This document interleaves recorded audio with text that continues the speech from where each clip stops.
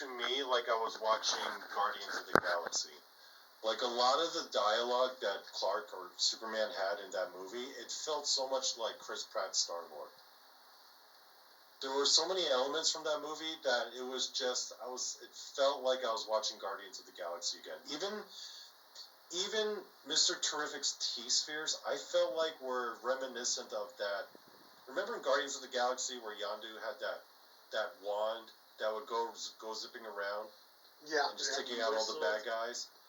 The T-Sphere scene, while it was cool and very well shot and very well done, like James Gunn can do action scenes very well, it reminded me too much of Yondu, honestly. Clark Kent reminded me too much of Star-Lord.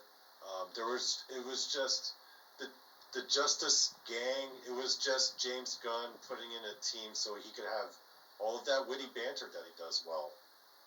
You know, because James Gunn's strength is he does, like, amusing dialogue. Right? Right. Again, the action I thought was good. There were elements of Lex Luthor that I liked. I thought there was some really interesting choices that he made especially with the way, typically in comic book movies and stories, when you have the arch villain and you have his henchmen, right? Typically, the way that dynamic works is that the villain kind of rules over them through fear. Whereas in this movie, like, all of Lex Luthor's henchmen, they were loyal to him because they actually loved him. Right. And he loved them back. You know, to them, he was the good guy. So I thought that was a very interesting dynamic that I feel like doesn't get explored enough with comic book supervillains. So, yeah, there were things I liked, but overall, I mean, the whole time I was like, man, I miss Henry Cavill. I miss that version. And Henry Cavill was Wolverine for just a brief moment. Yeah, for a brief minute. Oh my god. Oh, okay, like Guy Gardner versus Superman. Who would win? Well, Superman. Okay. And Guy Gardner, I mean, he doesn't take no BS. I mean, he was confronting Superman. He goes, yeah. Let's go, Big Blue.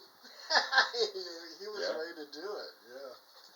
Yeah, that's interesting. And I love me some Nathan Fillion, you know? Yeah. Oh, yeah. So I'll have to be honest.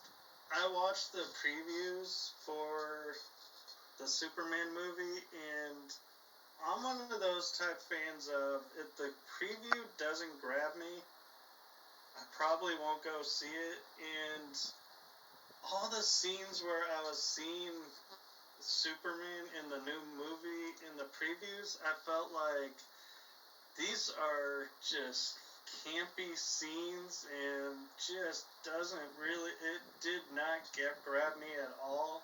Right. And so I was like, man, I actually sat back and was like, man, I've seen almost every single Superman movie out there, and I'm like, I don't feel like I want to see this one because I don't feel like it does justice to the other movies. And they made it look like, I mean, he's young, like almost like teenager age looking in the previews. And I was like, you know, no offense, but watching Tom in Smallville seemed more entertaining than this movie from the previews. And so I actually have yet to see the movie, and I'm kind of torn and like going, do I see it or will I be disappointed and wish I hadn't seen it? I don't think it was terrible. It wasn't like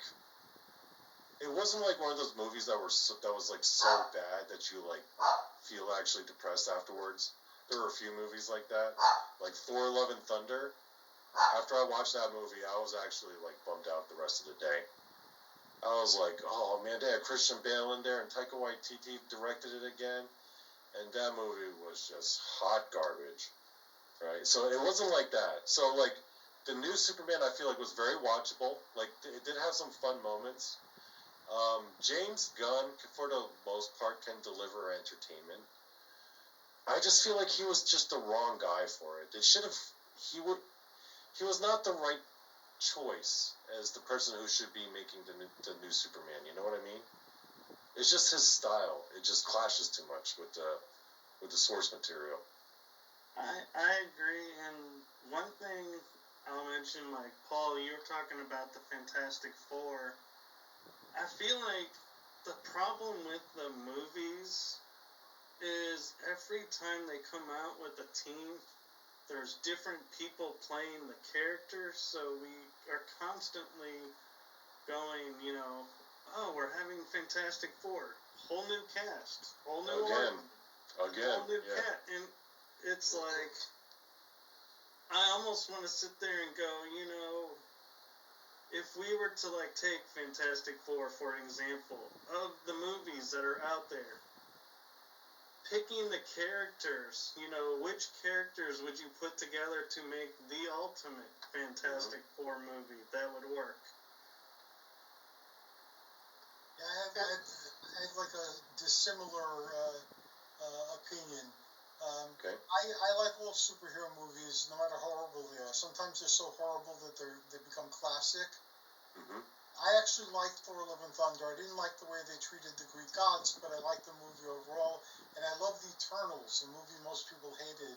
Oh, I love the Eternals. I actually kind of like the Eternals. I'm not gonna lie. I thought it got way more hate than it did.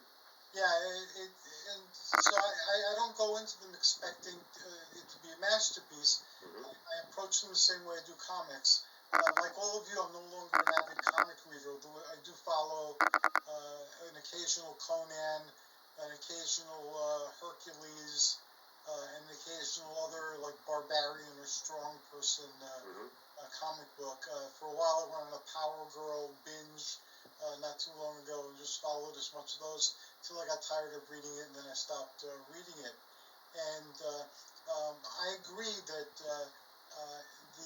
the continuity does become a problem, especially if they have different people playing the roles.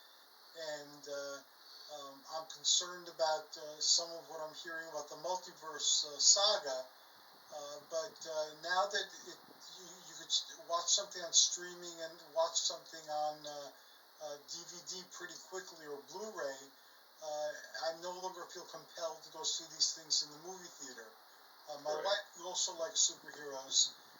We used to, whenever a superhero movie came out, we'd go on a date. We'd go watch the movie, and then we'd go out and eat at our favorite Mexican restaurant.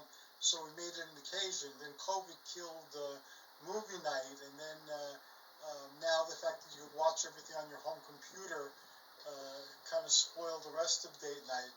So we still do that. I didn't feel compelled enough to go see Superman or the Fantastic Four in the theaters, but I'm sure I'll watch them as soon as I get the opportunity to watch them on TV. And I'll probably wait till you no longer have to pay for Superman or the Fantastic Four to watch them. I actually have to agree with you, Hercules. I have now come to where I kind of wait for some of them to come to the free TV, or like a special where you get a discounted price because you can watch it from home in the comfort, and you can pause it, walk away, come back if you're like going, I need a break because this movie is just so not doing it for me right now, and walk away, come back and be like, oh, okay, now I'm ready for this. Wait, hold on. Yeah, now you got me. And you don't have to wait for months or a year anymore. It comes out in a few months. It's right there. So it's not I remember the days of VHS when you had to wait a phenomenal amount of time, so it was worth going to the theater to watch it just so you watched it when it came out. Yeah, I remember those days. Quickly, that why even go through the bother of driving to the theater? And most of the theaters that were in my area in Bergen County, New Jersey, closed during the pandemic. So now there's very few of them unless you go to a mall and go to one of the mall theaters. So that killed, like, let's go to the friendly neighborhood theater and watch a superhero movie. Yeah. Hey, Peacemaker is hilarious. That Vigilante, I mean, he's something else. I mean, that's James Gunn doing it right. I think that character was made for James Gunn, and I agree. I love Peacemaker. I love James Gunn's directing in that. I think that's where his talent shines. You know, he does really good ensemble pieces. Yes. Did you guys remember that one scene in Peacemaker? And Vigilante wants to kill these the nurses, and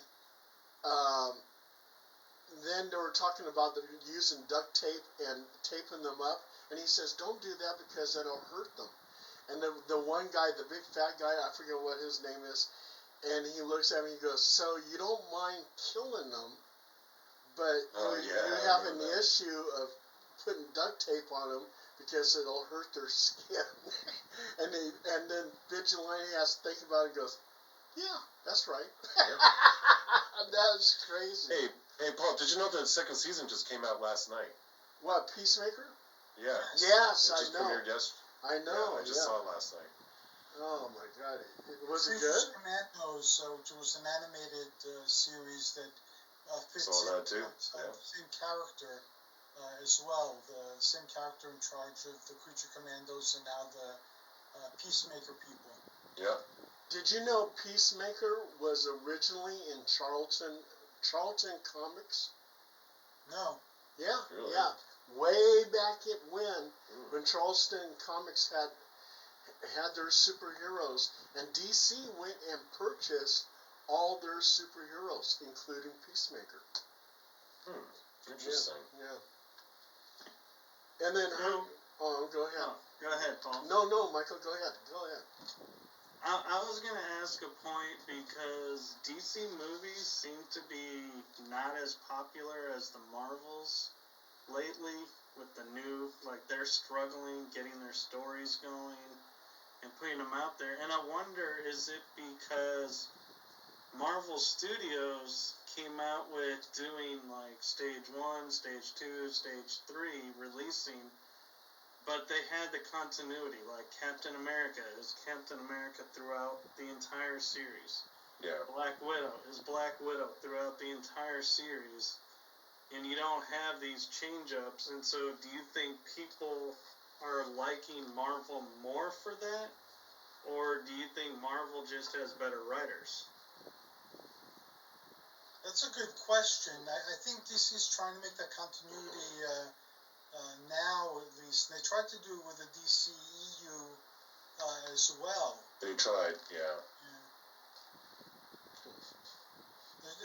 They're trying out the same cartoons in animation and in games. They're trying to keep characters consistent in all the different platforms that the characters are appearing.